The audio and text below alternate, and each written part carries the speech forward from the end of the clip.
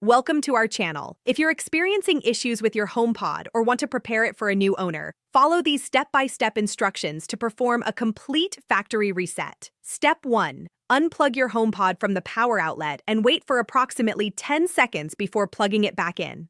Step 2. Once plugged in, wait for the white spinning light to appear on top of the HomePod, indicating it's powering on. Step 3. Place your finger on the top of the HomePod where the light is displayed. Keep your finger pressed down firmly. Step 4. Continue holding your finger on top of the HomePod. You'll hear Siri announce that the HomePod is about to reset. Step 5. Keep holding until you hear 3 beeps and the spinning white light turns red.